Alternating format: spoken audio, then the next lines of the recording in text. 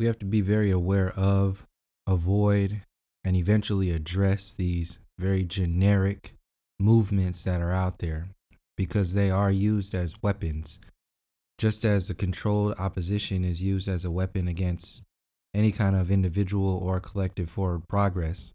These generic movements are out there to achieve the same outcome as a controlled opposition. And many times, what I'm seeing overall, when you're seeing movements, when you're seeing so called leaders, when you're seeing a lot of the gurus, these new age speakers, these so called progressive politicians, even influencers who are supposedly getting involved in whatever's going on within that space of a controlled opposition, is the illusion of forward progress, is the illusion of movement, but not really having any movement. It's kind of like preaching this idea of kinetic energy, but really just celebrating the idea of potential energy. And what this does is that it leaves the power in the position of the individuals who are claiming to be in power, while they pretty much force you to call them elite, to refer to them as, some kind of higher than thou.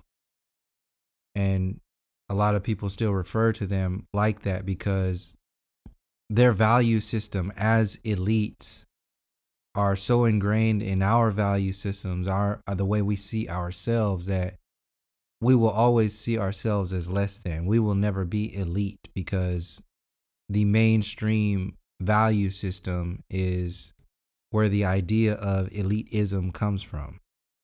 So these individuals, these leaders, these influencers, these so-called gurus that are out there pretty much maintain this space the same way like the New Age movement maintains this idea, this illusion of movement, of forward progress on a larger scale, but really at best it's helping on a micro scale, on an individual scale. And the masses of people are having a tough time differentiating between the differences between individual and mass movements. And since there's no real discussion on what is what, people are kind of relishing in the idea of something happening just because people are talking. Now, mind you, you do have to speak about things. You do have to analyze systems before you actually make any movement. But when your entire idea of movement is just talk without action, that's where you become dangerous. That's where you become part of the idea of a controlled opposition. Because the main thing that happens in that space is that when you have the illusion of movement and people vesting their energy and their time in that illusion of movement, how that becomes a weapon is because those movements are strategically put out there for the masses to follow because they're designed to fail. So you can see this as like the civil rights movement was designed to focus your arguments, focus to take what you were speaking about and acknowledge it only up to a certain point. They didn't want to acknowledge the depths of what Malcolm was talking about, but they over glorified the smaller parts of what Martin was talking about. So you can see how that was a controlled opposition in order to maintain the entire movement. So you can have the illusion of change, the illusion of forward progress, but really it boiled down to more power through the system. And you have the people celebrating, and even to this day, following along and throwing parties about what went down back then and honoring all this other stuff. Not to take anything away from the individuals who are sacrificing a lot, their lives, their livelihood, to make some kind of change, but only to really focus on looking back in hindsight how that movement definitely was designed to fail because it was only designed to only go so far. It wasn't designed to empower the people. It was designed to make the system seem like it was doing something for the people, which actually gives more power to the system in the long run. So these new age movements are designed to do that same thing. You have the QAnon movements, the Make America Great Again movements with the Trump people. You have the progressive movement, which is a really good example of that. It's just an even more watered down and even more whitewashed version of forward progress compared to the civil rights movement. Even more politicized with the Democratic Party and their ideals, and even more on like an underground scale that's not as underground when you really tie it into the Super Soul Sunday, Oprah Winfrey network connections with Deepak Chopra and Eckhart Tolle. These new age movements that are out there are designed to do the same thing. They're all just fluff. It's just talk, just to get you thinking about movement and watching a movie about movement, but you're really just going to go home and follow along with the same system that you've always been following along. At the end of the day, there's no action, there's no kinetic energy behind that energy. It's all just watching a movie about potential energy and avoiding the responsibility of kinetic energy. So you have the feeling of change, you have the feeling of movement, but you're really not going anywhere. So these various systems, these various movements are designed to fail. And some examples of these ideas that are designed to fail, but they have this sense of positive growth, and it's really just like political catchphrases. Phrases like, let's just come together, and love is the answer. Just these empty sort of terms, these fortune cookie phrases that really don't do anything for you. But you can have people like Russell Brand talk about the specifics of what's going on in the mainstream media and being very progressive in his information in comparison to the mainstream media. But when you compare it to something like that, it doesn't really say much. It's like comparing a pile of dog shit to a pile of dry dog shit. Yes, you'll smell the dog shit, but the dry dog shit is still dog shit. Just because you can't smell it doesn't mean it's any less dog shit. So these diamond encrusted dog shit phrases that are out there are really stopping any kind of movement, because what it does is when you believe in that stuff, when you follow that stuff and you just regurgitate that stuff, because you hear that all the time. Like I've said statements about how these artificial movements are out there, and I've talked about how the term humanity is out there and how it's used to work against us. And I've had people say, for like right in my face, come on, but that's all we got, man. You know, it's just all about humanity. Like what I'm talking about specific things that are going on, and you're throwing fortune cookie phrases at me. And they're doing that to make you look bad. It's really an attack when people do that kind of stuff, whether it's in a comment or in your face. What they're doing is trying to, like I said in the last video, when you say things about the system of racism and white supremacy, you bring that up and then they say something in defense as if you're approaching them with blame. That's to attack you and make you look a certain way, but also avoid the subject and dismiss the 360-degree perspective that you're presenting, the argument that you're presenting, the information that you're presenting to be discussed. So it's a way to really shut you down and make you look a certain way. And it works a lot of the times, because what happens is that people are comfortable with those catchphrases and they're very uncomfortable with getting deep in discussion about these topics, because a lot of people haven't done that research. So it's easy to jump on the bandwagon of shutting somebody down from a so-called positive perspective of, we should all just come together. This is all about humanity. Don't bring race into this sort of thing. See, it's not me or anybody else that's bringing race into this. History has shown you that the systems have brought race into this. But when people take it from that perspective of, oh, well, you're doing this. No, I'm not doing this. And I will not be attacked and convicted of being the perpetrator of this action, merely presenting historical evidence of systems that have existed does not imply blame.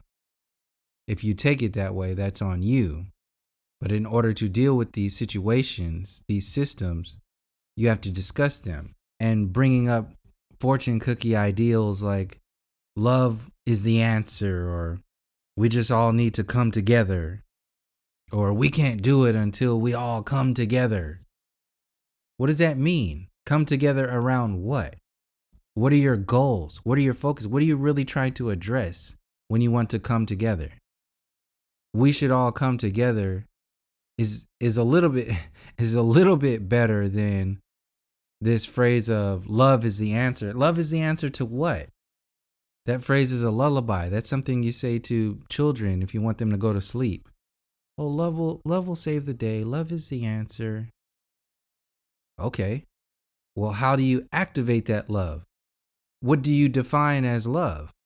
See, all these loose arguments, these loose approaches are what's really slowing everything down. And what I'm saying is that a lot of the times it's on purpose. This thing is very prevalent in discussions about humanity. And I've even seen so-called forward thinkers present these arguments and then just throw the whole thing under humanity. When stuff like, you'll hear this a lot when so-called Jewish people start talking about genocide and what Hitler did and the attack and all this other stuff. And they'll say, I don't understand, how we as humans could do this to each other. And they'll focus all their attention on a specific thing like that and really remove the idea of genocide of other people around the world and remove the idea of who's actually committing this genocide. Because when you say something like, how could we as humans do this and not identify the actual criminals who are doing this, you're doing more harm than good, because it's no different than a phrase like love is the answer. Humanity is the answer. No, you have to address these head on, these specifically head on. Because like, for example, we're talking about genocide. If you had flipped the roles and you had so-called black people going around the world, killing white people, genociding, lynching them, feeding them to alligators, hunting down white people, enslaving them around the world, South America, North America, Asia, Africa, Australia, anywhere that you see white people, so-called black people, hunted them down, stole their resources, stole their land, renamed them. If black people were doing this to white people, you think white people will say, oh, what are the humans doing? Why would humanity do such a thing? No, they'd be very fucking specific. They'd be saying, these black people are going around hunting us down. But when you have Jewish people or even so-called white people talking about genocide that happened to the Jewish people and all this other stuff, they very conveniently leave out who is committing that genocide and all the other genocides that have been perpetrated against all the other people around the world for the same ideals, for the same perspectives of racism and a system of racism, white supremacy. That specific addressing of that storyline is what I'm saying is the problem of why things are not really changing on a massive scale. The same way when people say love is the answer or we just need to come together, it's just very generic. That's the attack.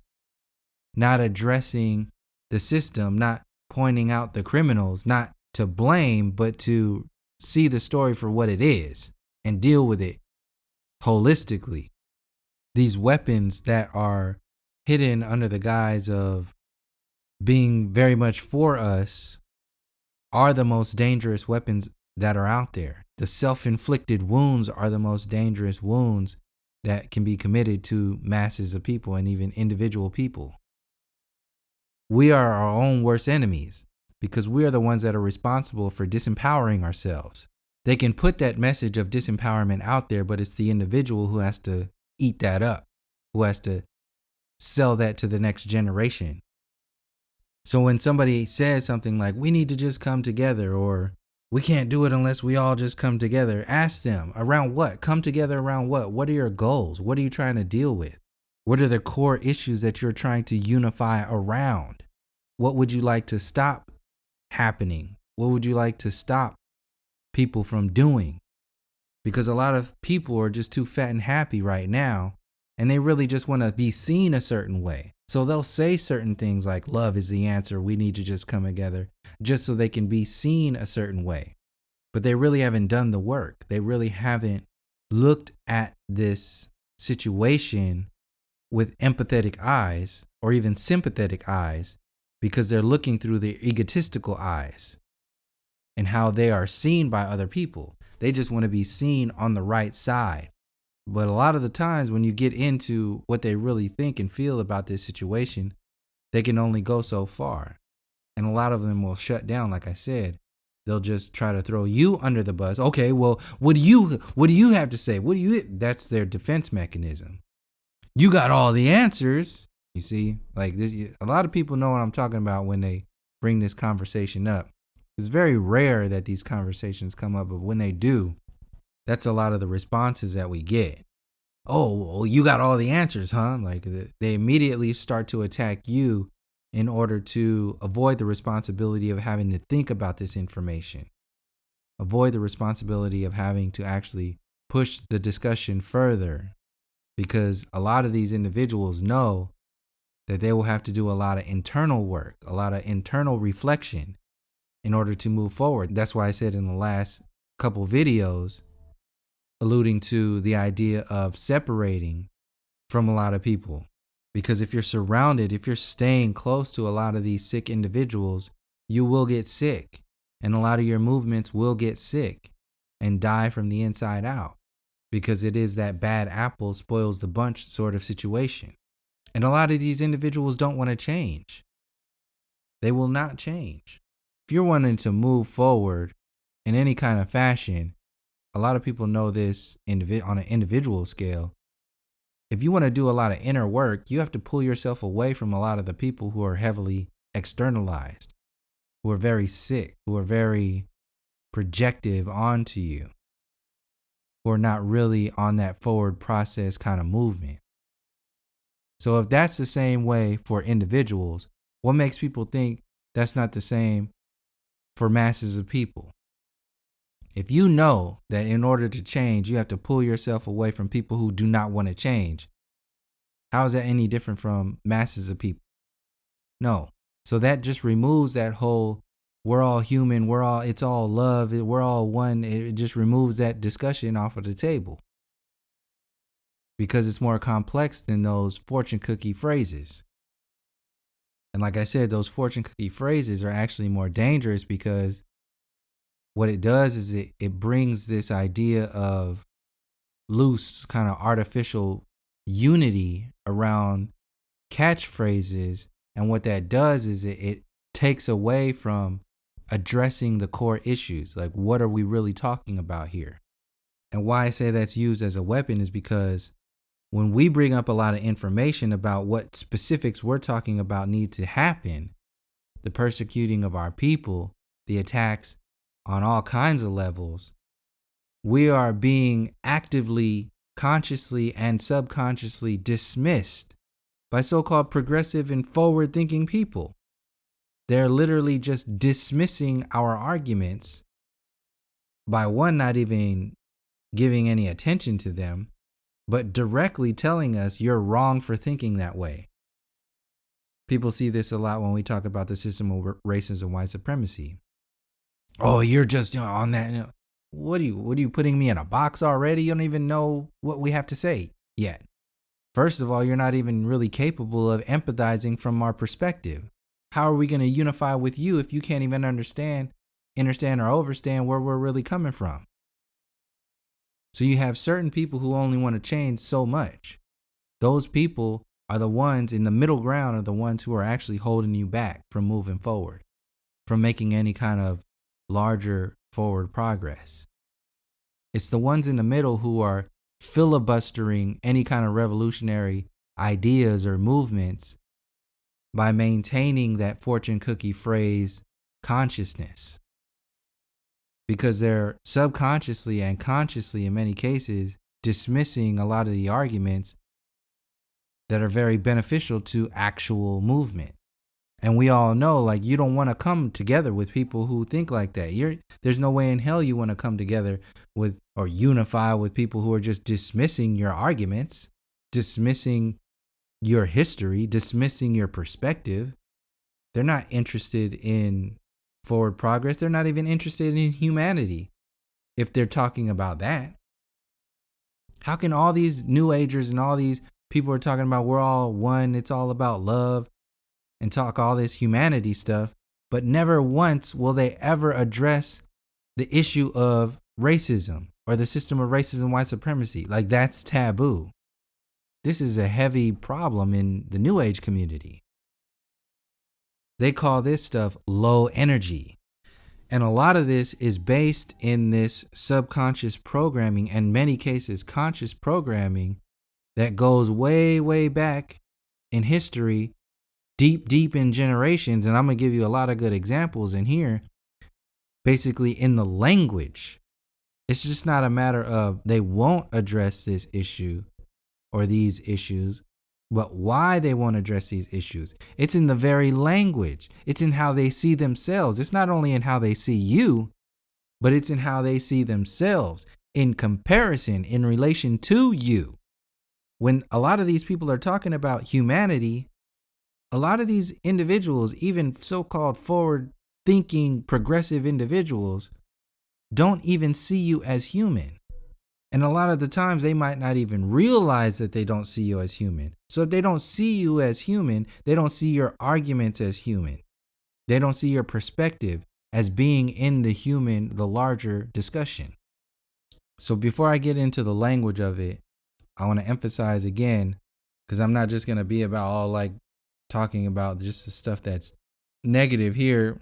I have some potential goals too, and they're not like secretive or anything. As far as like people say, oh, you don't want to tell what you're going on. No, it's well-known stuff.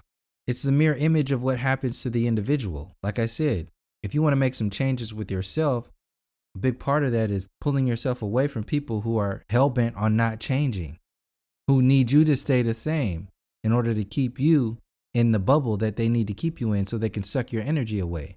Well, the same thing happens on a massive scale. Pull yourself away from these individuals and start to grow yourself, heal yourself in smaller units. So this is why I share information specific to what I call like my people in North America, the indigenous Americans, whatever name we want to say, Moorish Americans, indigenous Americans, the original people here. And get into that story of the relationship between so-called Native Americans and indigenous Americans. Native Americans coming across over from Asia and indigenous Americans already being here, being of the so-called darker copper-colored hue. That storyline, that also is very controversial, that people don't want to address. The healing of those storylines, the connecting with that history, the activating of our connection to the land and each other, the resources here, the prehistory information, that's healing information. That's a space of actual progress, actual movement. But when you talk about that stuff in so-called New Age circles, a lot of these people subconsciously and consciously don't want to do that because they see themselves losing connections and ownership over what they've had for so long. But a lot of that stuff that these New Age communities have, they only have it because it was stolen.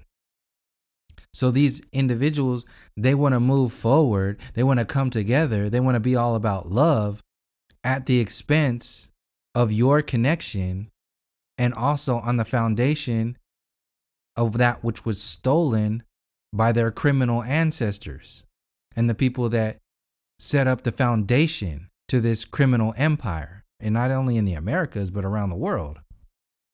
A lot of the forward progress that needs to happen won't happen if you have people who are working against themselves. You can't have awakening, enlightened individuals. Not saying that there is like the whole New Age version of that.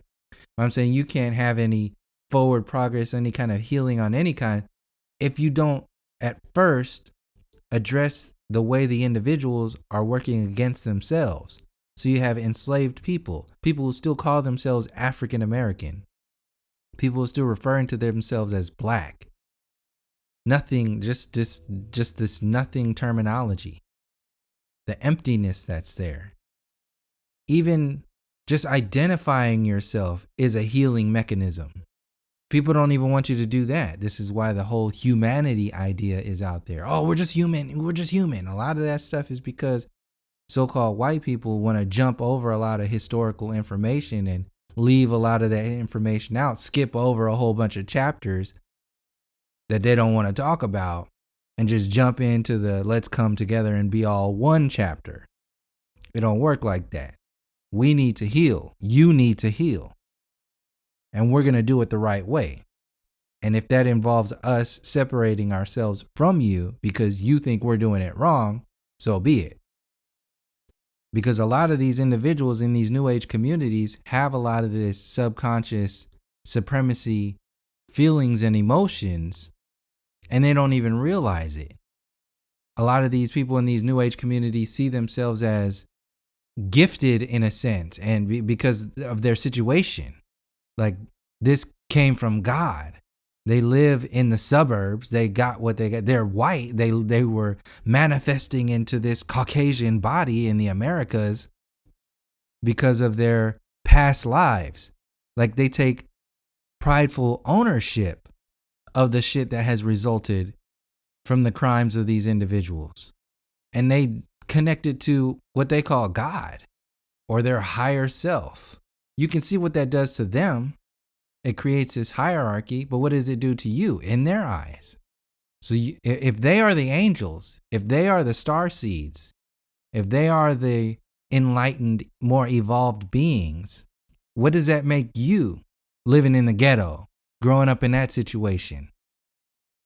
See, when they jump straight from being lost into the New Age community and not making those empathetic connections with the historical evidence that shows the system of racism, white supremacy, creating the elements that add up to why we are the way we are in many different ways, with redlining, with enslavement, with manipulating the language, for us to hate ourselves, for them to hate us. When they jump over all that information, that's where the demonizing, that's where the dismissive nature comes in. And that's where your argument doesn't even exist. It's not even in the conversation. And that's where a lot of your humanity disappears in their eyes. You're not even human. You're an animal in a lot of these people's eyes. A lot of these so-called New Age people come from very, very racist ancestry, and they haven't done anything with that. And like I said, it doesn't even have to be in the ancestry. I'm going to give you a list of things that still exist in the language today, which add up to why people see us a certain way, why our humanity is just even dismissed, our storylines dismissed, our connection to this unifying dismissed. Look at it in your Bible. Look at it in your own households. A blind-haired, blue-eyed Jesus. Totally contradictory to even the way they describe that individual in their own book. Yet it's believed he looks a certain way. Why? That's a mind control. Look at the angels. Same thing. When you think of angels, you think of white. You think of clouds and fluffy clouds and white feathers. And look at the old Sinbad movies, or those old Jason and the Argonaut movies, or the Greek gods and all that other stuff. Who are the Greek gods? What do they look like? So if they're telling you these individuals look like that, these enlightened beings look like that, then the unenlightened beings, the devils, look like what? They look like us. The old school movie, The Clash of the Titans, was a really good example about that. You have what the gods look like, and I think his name was, I can't remember who it was, but the guy who like kidnapped that lady, he had the coarse hair. He had the darker skin. So this is not something new. Happens in everything. We're always depicted as the evil ones, and they are always depicted as the enlightened, the awakened, the good. They even say this what does it mean to be living in a good neighborhood? Or it used to be a bad neighborhood. Now it's a good neighborhood. What does that usually mean? At one time, this was a good neighborhood, mostly so-called white people, but now it's a bad neighborhood. What does that mean? What is that implying? Oh, you had some so-called black people move in. Good schools. Was a good school. Good education. And then go into the etymology of good, connect that to God. These are the angels. These are the gods. This is the symbology, subconscious symbolism existing in our everyday language. And this plays out in good versus bad. Look at it from the religious context. You have the sun defeating the moon, or the sun defeating the darkness of night, the evil that happens in the night every day. The goodness of light, the goodness of white in the day, defeating. This is how these stories are told, good versus bad. And in our language, we teach this to our children. We say these phrases every day without even knowing it. Look at your devil's food cake, which is brown or black. And what is your angel food cake? Look at the term blacklisted, to have a black eye. Violence, hurt, destruction. Blackballed, black cats, evil, even though this was something of a positive nature in ancient understandings of black cats. Flipping and reversing a lot of these belief systems, these realizations, these understandings of our surroundings. Why? To have a certain effect on people. Like I said, black ball, black cats, the black sheep, the black box. You have a black box for a legal cable. What do you wear when you go to funerals? You have to wear black. What does a woman wear when she's getting married? If she's pure, if she hasn't been tainted, she wears a white, fluffy dress, free of impurities. And if you have something else, or you have like a darker dress at your wedding, something, she's impure, unclean. The term white as snow, meaning no dirt, free of impurities. A white knight is someone trying to buy a business to save it. And a black knight is someone trying to take over when they don't want to sell a business. All these negative connotations. Tarzan, in the heart of Africa, a so-called white man who was king of the jungle, beating up Africans. Elizabeth Taylor, Cleopatra, playing Cleopatra in Africa. Even movies, recent movies, Kings in Egypt, played by a cast of all so-called white men in Africa. Black ice, dangerous black ice. See, a lot of this stuff, you hear this stuff every day. People are just, getting ready to go to work. This stuff triggers you on a subconscious level. Oh, watch out for the black ice. Dangerous. Could kill you. People dying. Getting in accidents because of the black ice. A black day. When something bad happens. These idioms like a black look, meaning like a danger or a dislike or resentment and a look of anger. Look at your superheroes. All white people. We're talking about this today. Look at the stuff back in the 80s, 70s, 60s, 50s. There wasn't even that sprinkling of other than so-called white people in there as far as an empowered perspective. And it's still happening today. So your superheroes, all so-called white, of course they're going to sprinkle in somebody else in there every now and again so they don't look like they're actually doing it. But they won't stop putting all the so-called black people as being dangerous. The villains. Look at the Predator. Put dreadlocks on the Predator. They even put dreadlocks, or they're really matlocks, on Charlize Theron in the Fast and the Furious movie when she played a villain. What is a black mark? A record of misconduct. Blackout, a loss of electricity or loss of consciousness. to black out. Black people are lacking consciousness. This is what all this stuff means in the back of our head. A black spot, a place in the road where accidents happen. In someone's black book, out of favor with someone. The idiom not as black as it's painted, meaning not as bad as believed. Black bad, black evil. Was a black leg, someone who works while others are on strike. A scab. What does it mean to blackmail? Demanding money by threatening to tell a secret. Twisting somebody's arm. Forcing somebody to do something. Scandalous type shit. What is even a white lie? Oh, it's the harmless ones. A white lie is harmless. It's a good lie. It's for the betterment. Implying that what? Regular lies must be black lies then. Real lies. This happens even in the disc golf community. I didn't realize this till I started playing. In reference to like white lies and black lies. In disc golf, if you happen to throw your disc in the wrong basket, what do they call that? A black ace.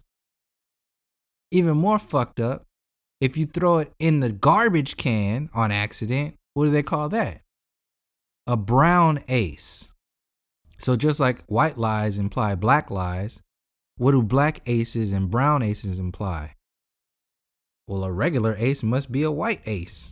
A clean, a good, a straightforward ace. This is what this shit is that's out there. The black market. Illegal trading happens on the black market. The dark web. What happens on the dark web? All these guns and drugs and all that stuff happens down there. So on a deeper level, what does this do? This takes away from the balance of light and darkness, which is another attack, which is another way of separating you, and another way of installing fear into the psyche. It separates the individuals who are kept on that shallow basis of duality, black and white, good and bad, and removes the perspective of balance in nature. So like when people go into ayahuasca trips, they understand there's a reason why you usually take an ayahuasca trip at night. You're connecting with that darkness, that mother of darkness, compared to like San Pedro, which you usually take in the day, which is the father type energy in the sunlight. Different energies that aren't good or bad, they're balancing each other. When you're born, you're coming out of the darkness. Because you're born out of darkness into light, does that make the darkness bad? Does it make it evil? No, it's a part of a process. It's a part of a balance. An even more recent and obvious thing that happens on an individual, on a personal race-based level is this Petito case again. The way they treat the criminals or the suspected criminals who are white in comparison to so-called black. When they put pictures of this suspect who suspectedly killed his girlfriend, they're putting these happy, brightly colored images of this individual smiling on the screen to make you feel a certain way. Not only about him, and not specifically about him, but specifically about so-called white people. Even when they are criminals or suspected criminals, even when they're doing the most fucked up shit, you still have to see them in a positive light because they are the angels. They are the ones who can do no harm because they are still connected to that system of dominance and control. So when you see that individual in a darker light, you're going to see your politicians in a darker light. So they can't show him his image in a darker light. Now, contrast to that, even when you have victims, so-called black victims and so-called brown victims, even when you're victimized, they will show mugshots of you. This happened personally to my family. My brother that was killed, the image that they yanked off of Instagram to show on the news was one of his selfies, one of my brother's selfies that was just him staring into the camera, not really smiling or anything, but it was an image that made him look like he was mean or almost kind of like mugshotty. They do this all the time. They do this with people all the time. But on the other hand, like I said, this suspect who's missing, he's not on the run. He's missing. They can't find him because he's missing. No, he's running away from being prosecuted.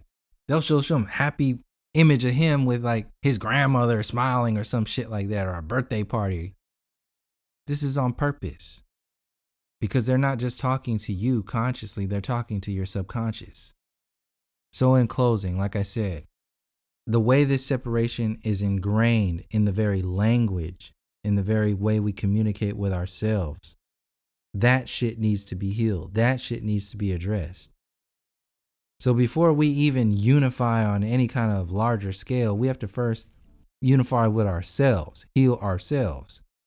Because if you start making all these connections with all these other people who haven't done that internal healing, they're going to bring those sicknesses and diseases on over to you and whatever movement that you have, and you will get infiltrated by these sickness and diseases. And a lot of these people won't even know that they're doing it.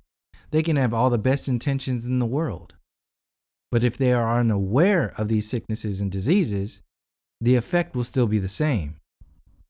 And like I said, I gave you all these examples of how we are seen subconsciously and consciously, even by ourselves, this self-hatred that exists through the language that affects us.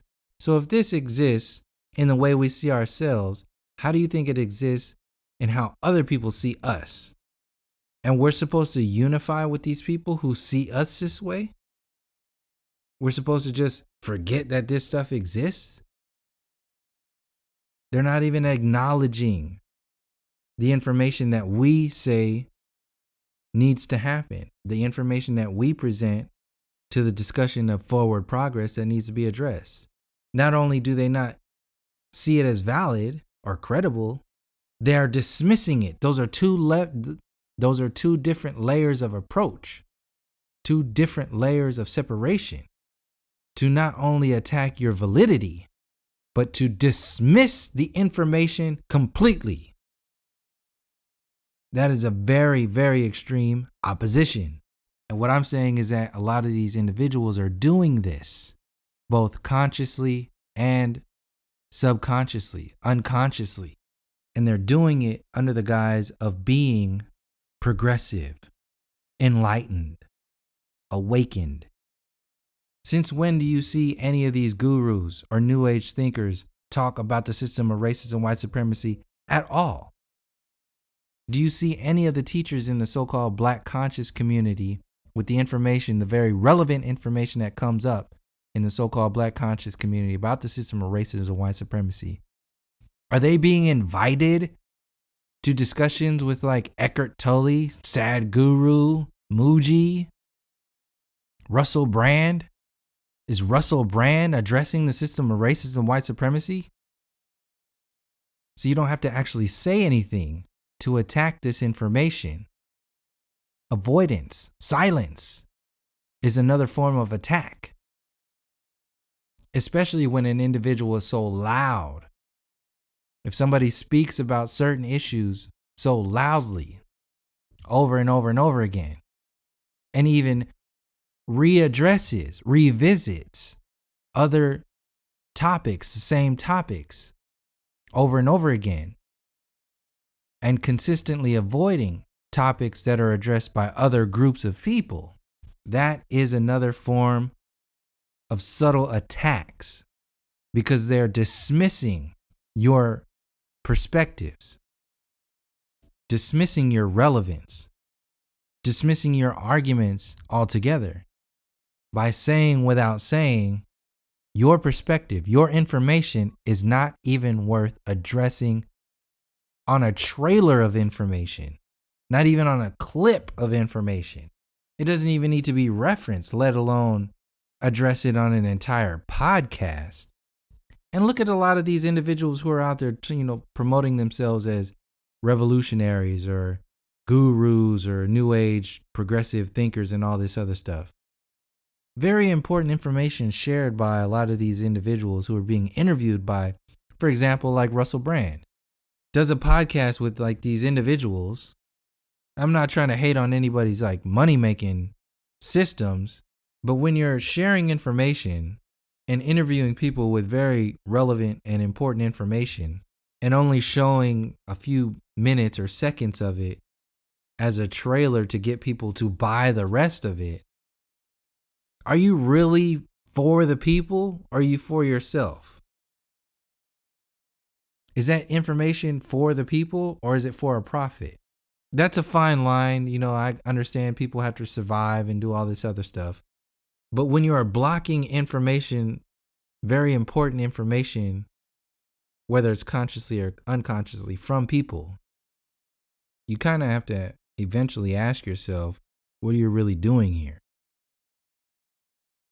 So in closing, again, if you find yourself in these conversations, in these discussions with people who are in that space of subconscious attacking or even consciously attacking you by dismissing you in many different ways, bring these perspectives to the surface. Bring it up to them. Because these are weapons. And just as you would say something to somebody who is just blatantly, for example, racist or aggressive, passive aggressiveness is still aggressive.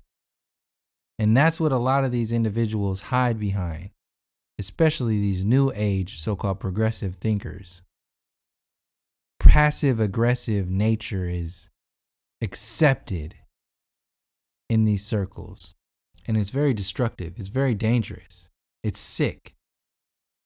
I have little to no patience in dealing with people like that passive aggressive sort of dismissive nature. Those are the very destructive groups that are out there that a lot of the times are not being addressed. So beyond that, be very aware of the internal work that needs to be done. Bring more information to the surface about the language, how we see ourselves, the idea of what moving forward and coming together, what that actually means.